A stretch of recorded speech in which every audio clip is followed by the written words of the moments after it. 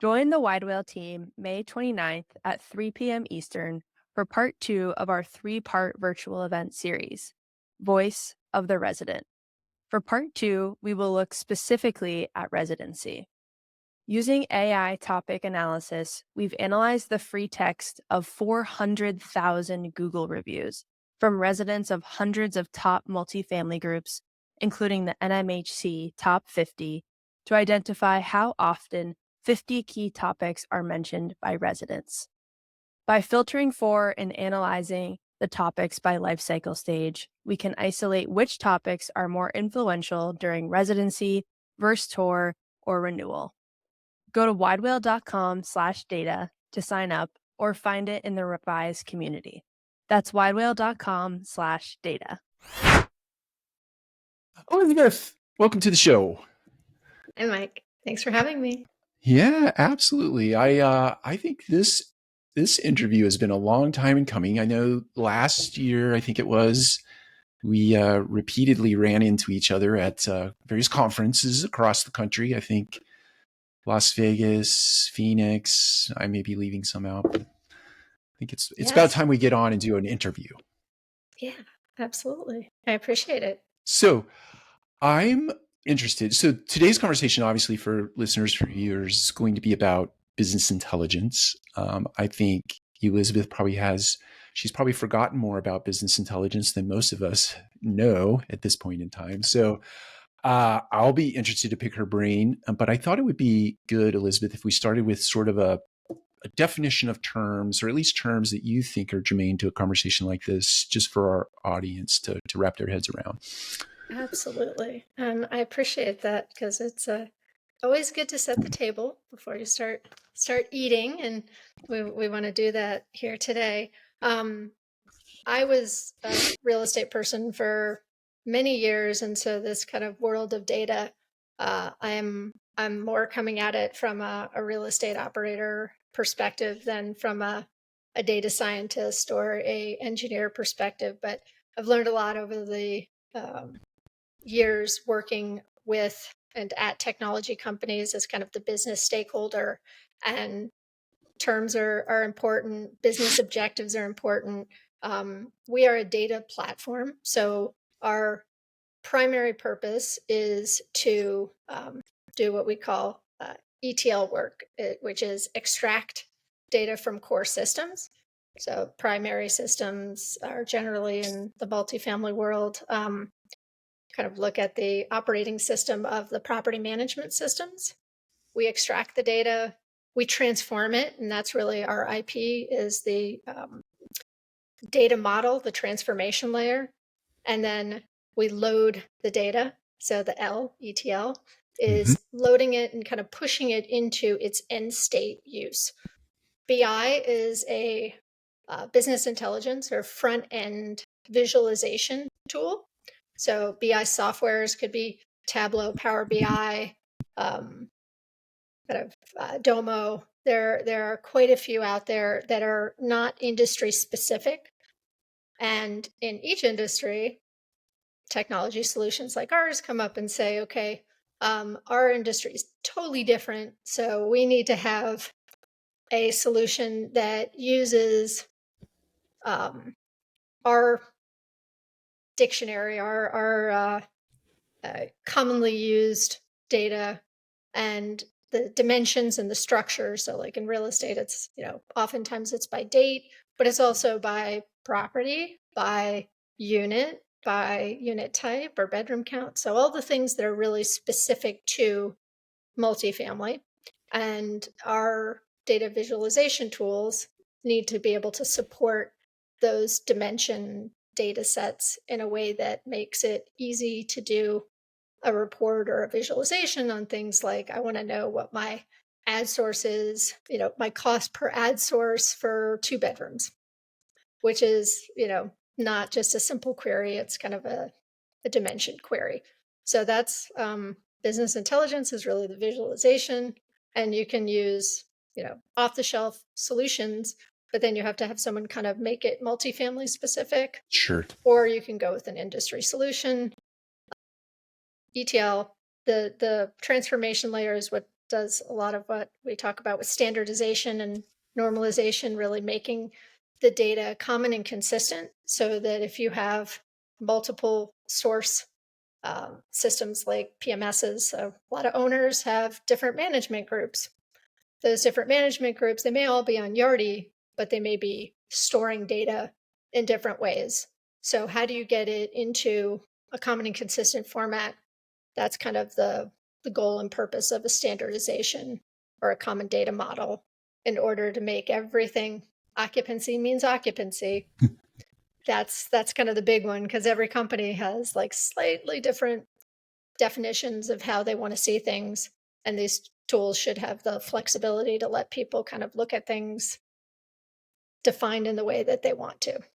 So I think I got through most of them. Did I miss any of No, that? you didn't. You did use IP, your IP as something. So just for our, Intellectual property, that's the yeah. lawyer in me saying, like here's the important stuff. Here's the stuff that like isn't usually people, when we're referring to IP, is like the stuff that's our special sauce, like what you're not pulling from off the shelf. It can be everything from your knowledge of the industry and how you suggest or put together KPIs. For us, it's our transformation layer is our common model. So how we take data from all these sources and make it common and consistent. That's kind of the true value of our platform, is that you can take data from different sources, and then by putting it into a common consistent format, you can push it into a BI tool, or you can use it for feeding other applications like AI tools if you want to know sentiment analysis, or you want to be able to run certain analysis with data in an AI application. You need to have good data. That makes sense. Yeah. I want to maybe take a little bit of a trip back in time, because business intelligence it's not new to our industry, but there have been a lot of hurdles, a lot of impediments. You just sort of started to broach some of those. Yeah. um, if we go back in time, I want to say, please correct me. Let's say this was 10 years ago. I was sitting at a conference and I was listening to a gentleman at a REIT, I think. Maybe it wasn't a REIT, but it was a big company. And they were just introducing BI as I'll call it a concept, but I think it was a real construct at that time. And they were talking about dashboards. And then let's say fast forward 2 years later, I saw that same guy do a presentation and they had built 480 dashboards. And he thought BI was the worst thing ever because he took it too far. Yeah. Anyway, the reason I want to take a trip back and then advance forward to today, talk about why it's been so difficult to get BI into a form or a fashion that makes it good for a business to use. Great question. So I personally am completely biased when it comes to technologies, as if you're looking at a real estate company and you're building technology, there are very few companies that are big enough that the money that's spent to build tech correctly makes sense on an ROI basis.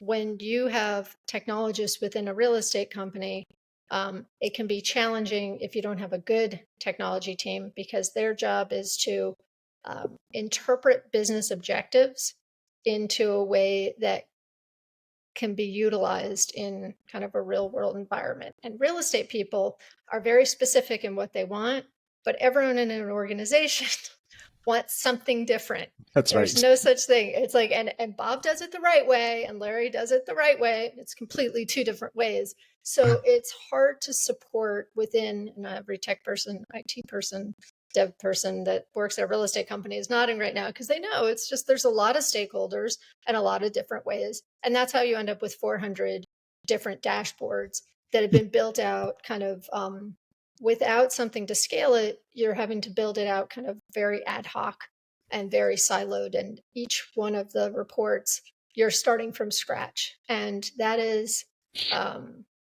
very challenging to do, and oftentimes leaves the internal stakeholders going like, well, now we can't support this thing going forward unless we have these people, and the team gets bigger and bigger and bigger. Cut to like the technology companies don't always quite understand, unless they've been in the real estate side of things, what challenges real estate operators have. And if you built a BI tool and you don't realize that, oh, your customers use multiple different why would they do that? Well, they would do that if they used multiple managers, but there's lots of clients who also use just one because they have their own in-house. And if you started with just one company that's using it in-house and built a platform that only supports one, and then it might take you a couple of different clients before you have one that says to you, well, I use 4 different management companies, and doesn't maybe even realize that being on the same, even if all those management companies are on the same system, that still could have challenges in terms of like financials. They're all different account tree structures. Like, how do you Right. combine your financials without having some way to do that? So the business stakeholders and the real estate are on the real estate side, and the technology people, as an industry, we haven't always done the greatest job of melding those two. And BI, I think, has definitely been one of those things where it's not super easy to scale it specifically to an industry. And so mistakes have been made. And I talked to a lot of companies where like they go, well, we wish we could go back in time, but they didn't know that they were going to end up buying 4 different property management companies along the way, or they didn't realize that the data structure was going to be challenging to, they changed from one PMS to another and didn't know they were going to lose a lot of their historic data. So, it's like you don't know what you don't know. And then once you kind of go down the road, you go, oh, wish we'd known that back then. So now it's like, the land of BI for multifamily 2.0. You're seeing a lot of companies coming up and understanding kind of the business objectives of having all these AI applications is really driving a lot of the innovation to keep things consistent, and standardizing things, because that unlocks a lot of the value that we as an industry aren't getting from AI applications, because the data is just not in a structure that makes it easy to use. Do you mentioned drivers there, and yes, everything that you just said, so true. I've been in business for longer than I'm willing to admit right now, but I've seen it iterate over time, and it's become more and more complicated over time because it's maturing, it's taking on a level of sophistication that it just hasn't had in the past. And it's all very good, I think. But it needs structure, it needs discipline, it needs to stop being an unruly teenager and turn into an actual mature adult. So Yeah. I'm interested, you use the word driver, AI driving a lot of this and people seeing the importance in AI.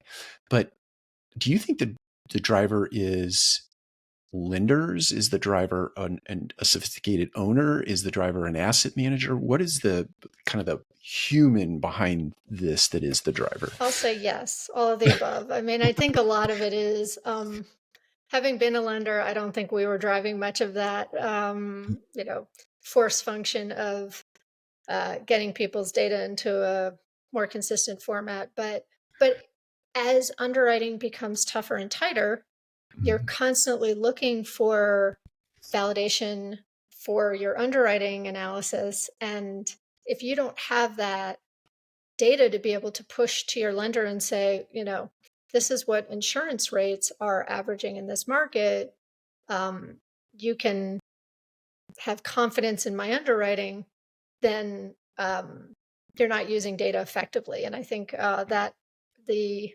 need to really sharpen your pencil and get to the tightest possible NOI for loan proceeds, because with higher interest rates, it just means that every penny counts. That, I think, is probably, it's being driven more by need for loan proceeds. I think it's driven in large part due to AI technologies that people want to use. It's consolidation of the industry. There's been a lot of consolidation in the big property management companies, a lot of acquisitions, a lot of consolidation. So that's obviously driving it, because if you're a property management company that has, 3 acquisitions last year, each one of those companies that you're buying, that's a data issue. Are you going to report on how are you going to marry all that data to be able to give portfolio-wide reporting? That can push a lot of these initiatives. The supporting technology is a lot better. So it used to be really expensive to have data warehouses, and storage was expensive. That the cost going way down, I think, is also unlocked for a lot of people having their own data warehouse and wanting to have more internal data governance, have more of a focus. ULI put out a report only a couple of years ago talking about like data is gold. And real estate people know this. I mean, it is a huge commodity in what we do as an industry, but the data is just, it's expensive to license and it's hard to use. So how do you solve for that? Well, a lot of companies are trying to solve for it internally. And as an industry, we haven't done a great job of collaborating and solving for that collectively. You bring to mind, it sort of touches this area of the business, or maybe it completely does, but you bring to mind MITS, something that was developed like 20 years ago. And the way I define it in my head is trying to get all these disparate systems to sort of coordinate and at least talk to one another, speak to one another, so that we can integrate in a more seamless fashion, right? Yeah. And it's no different in data. I mean, maybe to just put a real exclamation point on the points that you're making, how I label a state might be like, I might spell out the word Missouri versus just using the initials for the state. It's something as little and as nuanced as that makes it difficult. Yeah. I mean, we see a property will get onboarded and you've got managers writing Google as their ad source in 5 different ways. Yeah. So that's just like, it's a small thing, but if I use Excel as kind of like the best example of like, how when you have to sort in Excel by state or by ad source, like if it's Google or Google Analytics, it's going to look, technology doesn't always necessarily guess or know that those are 2 different things. So that's a process of just getting your data in one place, in one shape. But then you've got like this weird stuff that we've been seeing. It's like, oh, you got the same name of the property in like Whispering Willows, there's like 20 of them across the country. And it's like, oh, okay, so there's a thing with, you've just got a lot of redundancies of a lot of bad addresses, a lot of things that make it challenging to feed LLMs, because they need large amounts of data to come up with really valuable insights. But those valuable insights are how you get context in real estate for whether your property is operating well or not. Like, if you don't know and you're only benchmarking against yourself, you may think that, your top property is amazing and your bottom property is horrible, but it turns out that they're all performing above the market, or they're all performing below the market, but you think you're okay because you're looking at rents. Our data sets are fairly limited when it comes to being able to do true, deep dive analysis of where a property should be operating based on age, size, location, lease up status, like all the things. It will be nice when that world is available, and you can ask questions like, how is a market trending? Because everything is in context. It's like, it's micro, but it's part of the macro world, right? So like, what's job growth? How's the age of the population? What are jobs doing? Is it shifting? Migration patterns? All of these things are really impactful when you're looking at trying to do predictive models and look forward and say, okay, because the last 10 years have done this, where are we in the cycle of this particular community? That's a data question. You need to have your data available, and in the right format, structure, and sufficient volume to be able to query and ask those questions. So I have a question. I think, and I've asked this question many times, and I think I understand it, but I would love just for listeners and viewers, the difference between a data lake and a data warehouse. What is the difference, and why is it important to take data from a, say, call it a lake, and turn it in, or I guess deposit it then into the warehouse? Um, You'd be better off asking my CTO, who's a data scientist. It's having to do with like the versus structured versus unstructured, and so how you query data kind of has to do based on kind of what particular tools. Mm-hmm.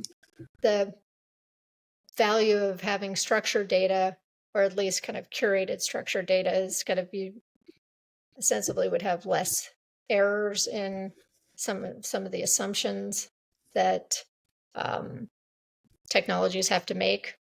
Sometimes they're not always super strong on making those Yeah. assumptions, but it kind of depends on the customer. Like I always tell people, start with your business goals, because technologists, Yeah. like you work backwards. Like, what are you hoping to accomplish?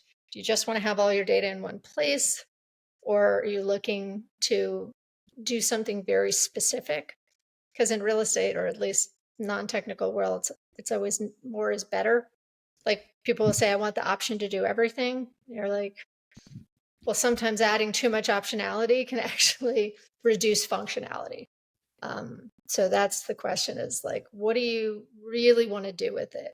Like, what are your immediate use cases and needs that you're trying to solve for? And then, kind of your 5-10 year plan, if you have thought ahead that far. And that can kind of help guide as to like what solutions you're looking at. Good consultants are great in this area to kind of help with Mm-hmm. getting to, how do we set this up? How do we structure it? What off the shelf tools, if there are any, are the best for our purposes? So, yeah, we do store our clients' data for them. So that's kind of like part of the process, but we can also plug into their data repository and kind of push the data through if that's something that they want. It's kind of, there's no one size fits all in Mm-hmm. technology, especially when you're talking enterprise solutions. Like, kind of have to work with each client and go where they are, because they're always using like multiple, data sources or systems that they want to be able to kind of plug in. So that's kind of, you go Yeah. through and I say, think all right, what's your tech stack? What do you want to use this stuff for? that's right. I think the really important takeaway there is that you always start with the end in mind. I think if we go back and reference the gentleman that did the presentation like 2 years removed, he was excited. Then he gets back and he's doing the presentation like, I have 400 dashboards. There was no kind of like, what are we trying to accomplish here? And as such, you had dashboard creep, and suddenly you're realizing that the price of water in Tulsa, Oklahoma on a Tuesday afternoon at 4 p.m. doesn't really matter in the bigger scheme of things. Let's pay Yeah. attention to the 8 to 10 drivers Yeah. of our business and maybe some subsets of that data to make informed business decisions. It's kind of like the just because you can doesn't mean you should Yeah. axiom. Yeah. Yeah. And that's another reason why the kind of technology gets exciting, is like what you want to do. And we all call this AI, but it really isn't. It's just like business rules around this stuff. Like, what are Yeah. the things that are moving the needle the most? So, like, tell me what drivers are having the biggest impact on my NOI. Because to your point, if it's you're looking at water, but you're missing like the forest through the trees, because like the water bill doesn't really matter, doesn't really, pet rent doesn't really, unless you're just like trying to get just like those tiny little incremental changes. But Sure. first, look at, what's your days on market, like, or your days to turn. Are Right. you falling within the market, or are you, taking 5 times as long to turn a unit as everyone else. Well, sometimes that kind of thing could be way more impactful than trying to drop some utility expense or something like that. So like really seeing where am I failing or where The, am I succeeding, and kind of set those as your watermarks so that you can kind of learn from those, I think is important. I've oftentimes the BI tools that I've worked with in the past, which I'll leave unnamed, but they I really so when you work in the business for a long bit of time, your gut sense becomes attuned to what drives a business, what doesn't drive a business. And I'm speaking about multifamily specifically, but you kind of I often describe it as like you walk out to a property, you open the door to the business, and what comes out is either a smell of dirty socks or a smell of apple pie, and you can kind of sort of sense that the business is operating well or it's not.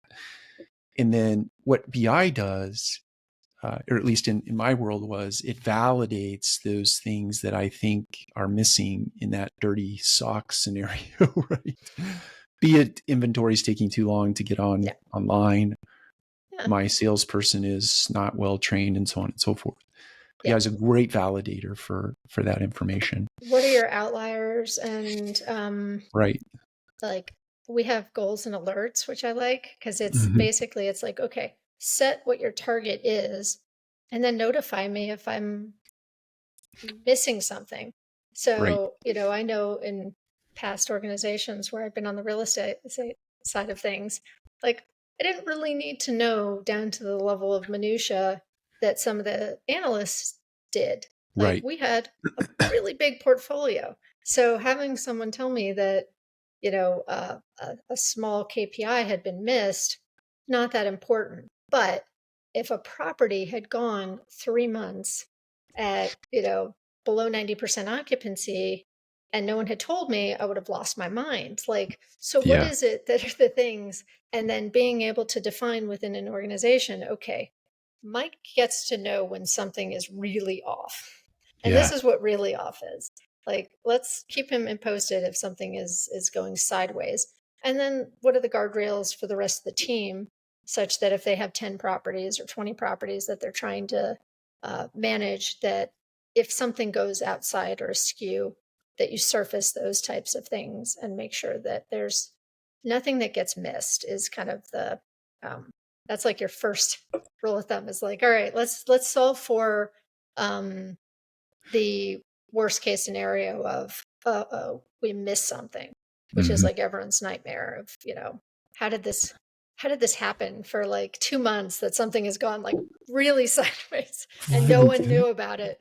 That's kind of like a good use case for BI. But then like the flip side is like, okay, what are those tiny little marginal little minutia that if we could just do this, then we're adding to the bottom line? Like, what are the tiny changes that could be made?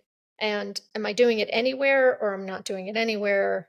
And let's, kind of test things and see whether it's worth the impact, whether it's worth the NOI. We see a lot of our, we work with technology companies who want to show their clients like what the ROI is by showing comparative analysis of parts of their portfolio where they've rolled out the pilot versus part of their portfolio where they haven't done the pilot, and say, okay, let's do an apples to apples so that we can show that over the last 3 months, we've been able to add value, because that's kind of the whole purpose of doing these pilots and technology implementations, is that it does provide a benefit. So being able to quantify that benefit is also kind of, comparing one manager to another manager or another region to another region, doing it historic, seeing trends. Like that's really the value of business intelligence, is that you're getting to see your performance in a way that's holistic, which is, pretty important when you're either managing an asset or have investors that you have to, you know, account for. So Yeah. I like it that way. Join the Wide Whale team May 29th at 3 p.m. Eastern for part 2 of our 3-part virtual event series, Voice of the Resident. For part 2, we will look specifically at residency. Using AI topic analysis, we've analyzed the free text of 400,000 Google reviews from residents of hundreds of top multifamily groups, including the NMHC Top 50, to identify how often 50 key topics are mentioned by residents. By filtering for and analyzing the topics by life cycle stage, we can isolate which topics are more influential during residency, versus tour, or renewal. Go to widewhale.com/data to sign up or find it in the revised community. That's widewhale.com/data. I think I see. So, please push back and correct me if I'm wrong here. So, my experience thus far with BI tools, great for everything that we just talked about. Doing some trending analysis, doing some year-over-year comparisons, month-over-month comparisons, things of that nature. The real power in my head is this sort of next iteration of business intelligence that becomes more predictive in nature. Would you say we're in the early innings of setting up this sort of predictive nature about BI, or are we already there, or kind of what is your sense of that? Well, you can do some of it with just business rules, like, show me my trending going forward. There's definitely, if you have a good data scientist and you are looking at sufficiently clean data sets, you can do some predictive modeling, like going forward and say, I want to see what this particular market should do over the course of the next few years. It's hard to do at scale for many companies. Like, there aren't a lot of tools out there that are offering forward-looking predictive models on the AI side. And I think a lot of that has to do with just not sufficient amounts of clean data to run these LLMs. Like, they require a lot of data and not necessarily the most accurate if you don't feed them the right data, or if you give I was very fortunate in my last company. I had a data scientist that kind of taught me how like training models work, and that like you constantly have to test your assumptions, and that those assumptions then change over time, so you're constantly like recalibrating what you think versus what you know. But yeah, there's so much that can be done, but it does require, like, I think a lot more data in order to be super efficient. Like, the data sets that we look at in real estate, I don't think are sufficiently granular or in volume enough that you can really make confident future projections. I'm sure someone's going to prove me wrong on that, but The comments are lighting up now. I know. Do you foresee? I think I was having this discussion with you just the other day. Forgive my memory, but we were talking about. So there was an example where a computer beat a guy in a chess game and also in a Go. I think I was having trouble remembering the name of the game, but I think it's called Go. But I say all that to say this: is there a scenario where at some point these models are sophisticated enough to create their own scenario, thus by creating thereby creating their own data I sets? think so. I think so. Yes, that's my theory. And again, not a data scientist, but I think that there is an argument to be made that if you had enough data and looking at all these other industries that have been able to accomplish some of these things, that you are able to come up with actually impactful outcomes on things like, well, this particular submarket where we're buying. I want to buy, or I have a 100-unit building, and that submarket looks exactly like another submarket across the country. Yeah. And on the inputs that are the most impactful. So like, I had a data scientist for us who ran something, and it was looking at concentration of demographics in a particular market was like, the year built, which is like, yeah, no doubt, but like the concentration of how many people lived had a higher impact on rents Huh. than other things. Like, so looking at like how many people live in that concentration, Yeah. the annual incomes, the age, those are things that like might have a greater weighting, such that if you're trying to take a submarket that doesn't have a lot of velocity, but you Yeah. take another market that also doesn't have a lot, but has the same weighted drivers that you could apply. And you could say, okay, you meaning our large language model would be Yeah. able to say, okay, I'm able to take the sales that happened or the data that's occurring in this submarket and kind of in the aggregate create a good model that says when the submarket looks like this and X, Y, and Z occurs, like people are migration is Right. occurring, that we can apply and say, okay, rents are going to drop by 7%. Now, the question is like, is it missing outliers? Is it missing things like that particular property is on the north side of the street and that, Sure.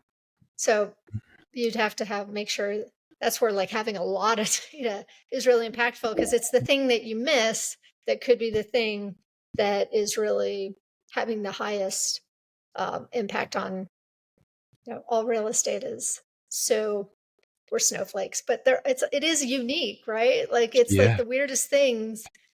Student housing, it's got to be walking distance, and what if there's a bar that opens up right next door? Now your rents go way up, like Right. the most popular bar. But Yeah. those are the things that are like hard to, unless you have a lot of historic data, unless you're looking at it in large swaths of the country, to get to a predictive model that says, yes, if this, then that, because it's seen it enough times that it can have a level of confidence that it can apply it, then your data could be, or your outputs could be garbage. You bring up or we've sort of people, the human in this equation, right? We all love tech. We all love what tech can do for us. We love what tech will be able to do for us in the future. But to use your point about the bar across the street, the very popular bar, you still need a person on the ground or someone in the market to validate Yes. inputs, Yes. right? And Even if the technology says this is an outlier, you still need that. yeah. Well, and we all know this, right? Right, Like you've right, looked at reports where like that's garbage, like right. it's like the worst. Um I'm always super careful to add, and I try in every conversation about all this stuff, like the humans are still super important in this equation, because we've all seen properties where the manager is beloved and manages to have outperform despite all these things that Yes. suggest otherwise. So like there's definitely unquantifiable human elements to people. Just like the aesthetic, they like the color of the building, or they like the views that you can only get from that particular floor. There's just a lot of things that make having broad brush conclusions when it comes to data hard. But that's where it gets interesting, where if you have the data on that particular property, you can see, is the trend specific to the property, or is it tied to that manager? And the second she started, things started getting much better. Right. What is it about her? And the nice thing is you can then say, okay, like, it's how I used to manage salespeople, is like, it's always, you start with kind of like looking at your funnel. So here it's like you look at all your data sets, and then you're trying to target what's the thing that makes this either outperform or underperform the comp set. And then can I replicate that? Or can I look at other properties that maybe are similar and try and solve for whatever issues that property is having, whether it's staffing issues? Like that one, I think is something I really want to drill into more, because I think it's super impactful. And I don't think we've done enough as operators to really drill into what is the impact of staff on performance, the amount of time a tenant has stayed or a manager has stayed at the property. What about the resident?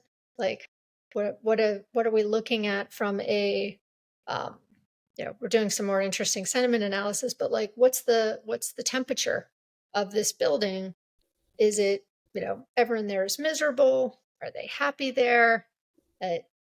Most people would say that probably correlates to the how much they're paying in rent and how nice the property is. But okay, great. Then if that's the baseline, then what are the outliers that we need to look at and say, if someone lives in a building that's dilapidated, but they're all still happy, what's causing that? Like what's keeping them happy? Is it the manager? Is it something else? Like what are the things that even in the face of what we anecdotally would think would be like, oh, if it's this, if it's a Class A building with tons of amenities, everyone loves it. Well, maybe not. Like, okay, why? Why do we have turnover that's so high? What's the issue here? And then as a, kind of the manager, the regionals can start to go, okay, now I know what I need to fix. And if I have a property that's doing really well, that's a like property, how do I figure out how to clone what's happening here? Right. That's So right. I'm curious as an operator, if that's what you guys like. Did you use your BI for that, or did you do those exercises on some Yeah, level? I'm sure. it was all part of a kind of a structure. We used scaling up as a structure to govern like an overall governance of the business, but part of that governance through meeting mechanisms, the BI was in the room. So we would literally bring the BI dashboards up on a big screen, red light, yellow light, green light, and we would not focus necessarily on the greens. We would acknowledge them. We would use them as an opportunity to celebrate successes. Yeah. The yellows, we were, something looks like it's about to go off the rails. Is it really? Is it not? What might? But let's ask some questions downstream to make sure. And then those red lights, I think to your point, we were using those red lights to get things back on the rails, or hey, look, we know that's red. We're okay with the red. Here's the reason why we're okay with the red, because whatever business context, it's falling outside of the rules right now, but we all know that. But we're not losing track of it either. At some point, we have to fix that broken staircase in that one building that we're not occupying right now. Right? Yeah. So we don't lose track of things like that. But yes, to answer your question, we use that as it was, I don't want to reduce it to a data point, but it was a data point or a set of data points that we used in combination with a lot of other data points to drive decision-making processes. Yeah. It's kind of a roll-up view that helps to guide, but it helps you be proactive as opposed to reactive.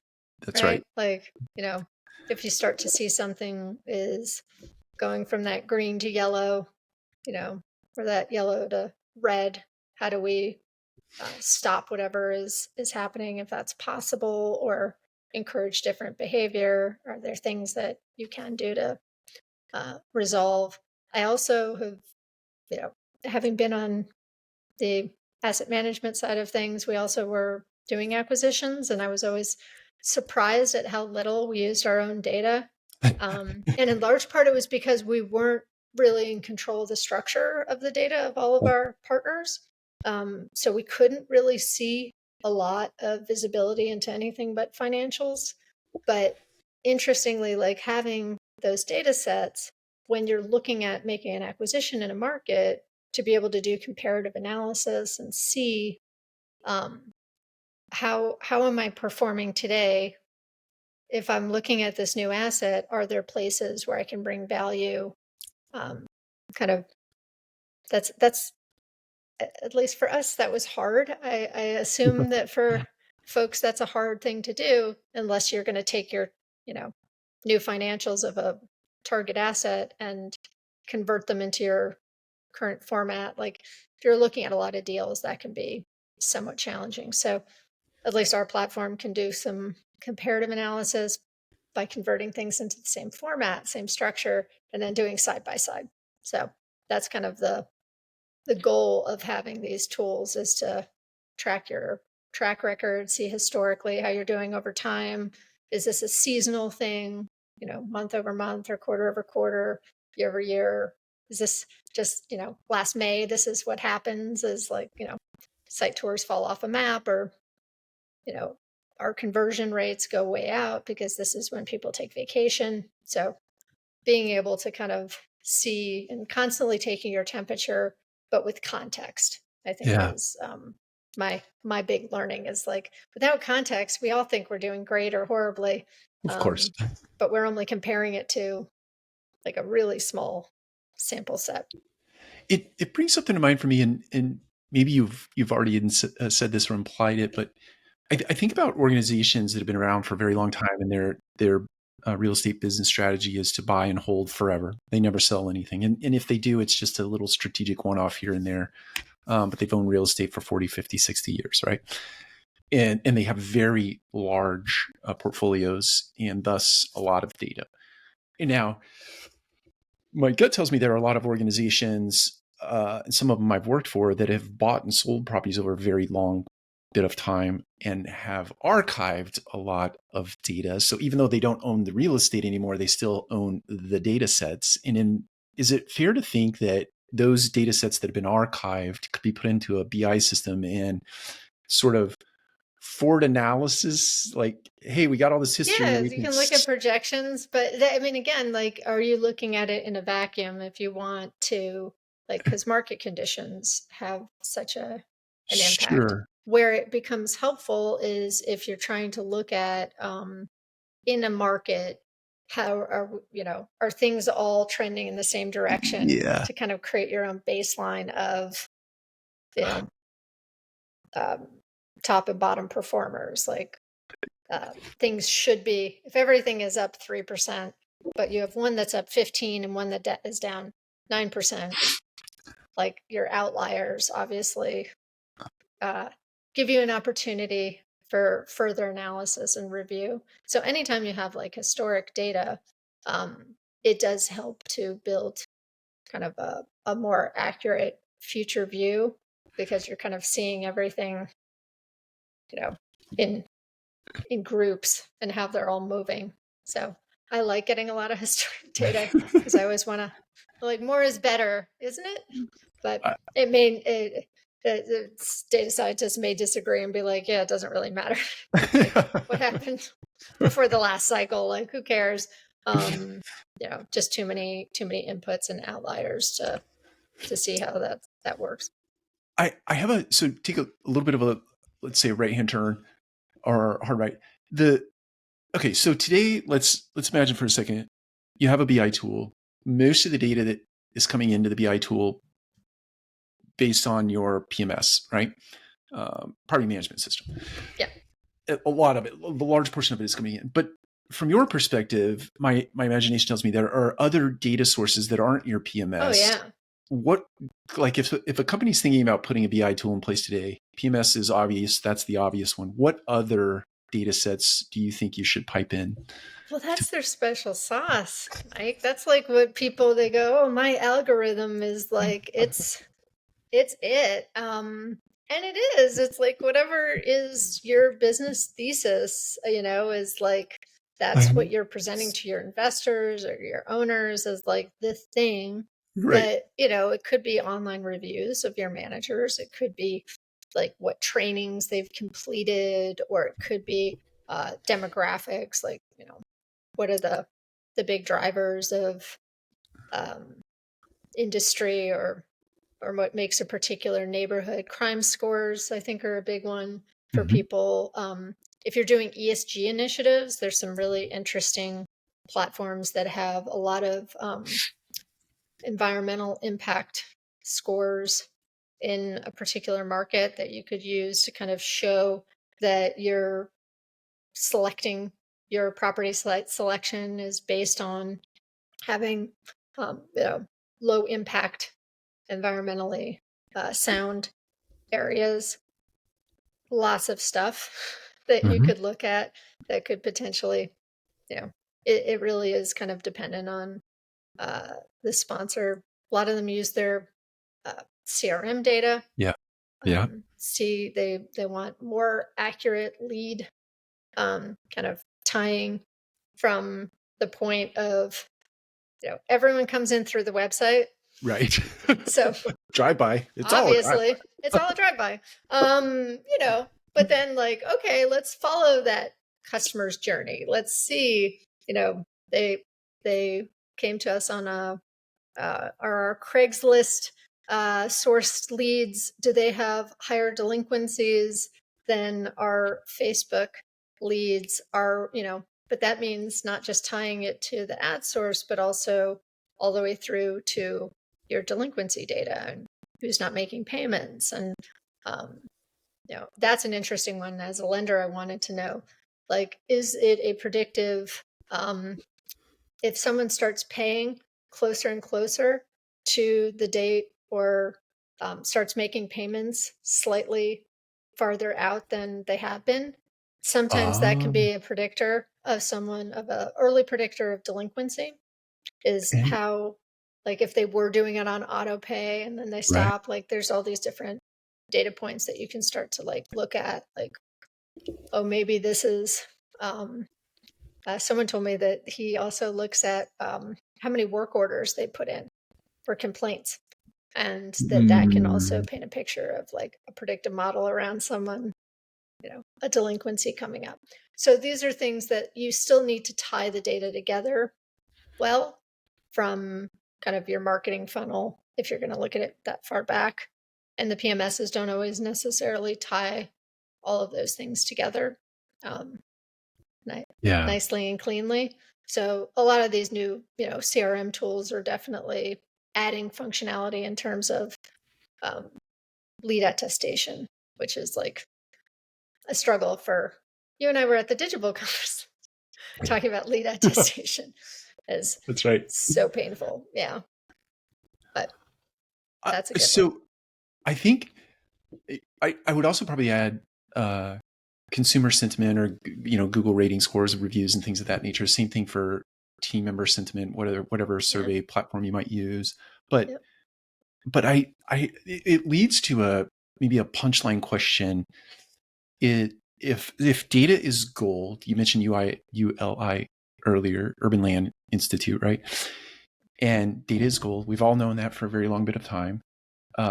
In that scenario, a lot of people who have been made king over the years decide, I like my gold. Everyone owns the data. I own it. You own it. We all own it. Everyone owns it. Right. But we all own it in these sort of different, places where we store our goal. Do you think people become protective in that, or they see that as an opportunity for a rev gen, meaning, great, Elizabeth, you want my data? It's X amount of dollars to get my data. And so does this other person, and everybody starts charging for the data. And I only asked that question because I heard Mark Zuckerberg's going to start shutting off the data at Facebook. Yeah. Well, if you have good data and you are able to charge for it, absolutely. Right. I think the question, it becomes have you done anything to transform, to make the data better? Or is it just that you're trying to pass it through, in which case maybe it's more of an integration, which is a word in our industry that means every data connection is an integration. I've got to stop just being it's not really an integration, and just be yeah, sure, it's integration, because it's either a term of art or it isn't. I'm not quite sure which of the two, but I think a lot of people just need to be thoughtful around how the data. I'm a big proponent of ethical data policies and treatment. Our residents are entrusting this as their housing. It's their biggest expense. So, having the ability to look at directionally what your community wants is very different than selling Bob Smith's email address to a provider that's going to spam him. There's different ways to use data in ethical ways, and there's ways to do it that is arguably unethical. So having that's like a far along the lines of having a data strategy is like, now let's monetize it. Not the first thing you ask, but if you do get through that whole data journey of, we have a lot of data, we're putting it into one place, we're making it usable in a way that is secure and useful and meaningful, then yeah, the last stage would be, now we got to monetize this. So I don't know if I see many real estate companies thinking that's a good idea. I think there'll definitely be more technology companies that see the value of providing data insights that their applications are able to. Hopefully it's more curated and thoughtful data insights that their platforms. But that's exactly what technology is expected to do. It's what people want. If they're using a particular technology, they do want that technology to then tell them, what are you finding out, not just for me as a user, but across the broad swath of all your users. What are you seeing? How do I compare? Tell me what I need to know, because you're the expert, right? If you're a tenant engagement app or a manager training app, or a specific application that you've been brought in to do a certain use at a company. That makes sense. So, yeah. Okay, we're coming up on an hour. Is there anything that I've not asked you that you think would be useful information for our viewers and our listeners? Information. I'm like such a I beat the drum to excess on this, which is, there's value in having standardized, clean data. It is a necessary and I was a regulatory attorney for years, so I know the value of having an unsexy role in business processes. Because that's one of those things where, like, no one really wants a regulatory attorney. No one really wants to spend time cleaning up their data. It seems like something that should just be done, and no one really wants to kind of like, because you're like, well, if everyone just put away their, toys, then it'd be clean. Unfortunately, it's, when you have 100 properties, each manager who then changes jobs every however many months isn't being taught to put their toys in the same exact box. So that's unrealistic. But that data, if it is in a standard, consistent format, that's what can help drive meaningful business decisions. But you have to kind of make a commitment to what do you want to do with it, and not try and boil the ocean with, I want it to do everything, which is our hope in real estate, is that we can do everything all at once. Come up with a plan, a target, an end goal, an initiative that has real impact, and then kind of put a plan together for how you want to test little initiatives to see, is having a data strategy right for our organization, or are we too busy to even think about it? Is there other people that can come in and help us to put this all together? And that's kind of my drum that I beat, which is, there are these amazing applications out there, and we as an industry have some work to do in order to be ready to take full advantage of them. Because as cool as they are, if anyone's done a chat on ChatGPT recently, and I do them all the time, they are super garbage if you put in like certain prompts that are not well thought out, or you don't give it data to consider, you don't ask it to validate, it makes stuff up. You're like, great, you just made that up. And it's like, yes, I did. So there's that. Garbage in, garbage out has become kind of like my least favorite thought that I have at least once a day. But only once. Yeah, maybe more, but always good to talk to you, Mike. I really appreciate this. It was thank you. I appreciate you, both as a business person and also as a human. And I've had some incredible conversations with you. And I think what you're trying to do for the industry, what you are doing for the industry, is really important work. And anything that I can do to support that along the way, I want to and I'm willing to. So I appreciate that. Yeah, no, this is fun. I get really excited about it. So I welcome anyone, and we're online, revolutionre.com, if anyone wants to reach out. I enjoy even having Mike and I just have conversations about like stuff, like, yeah, because there's a lot that can be done. Um, there's some work to be done, but there's a lot that can be done, and it really could open a lot of avenues for the industry. So I appreciate the time. true statement. Likewise You for too. everyone else. We'll Thanks, see you guys. next time. Multifamily All right. Collective. Have a good one. Thanks.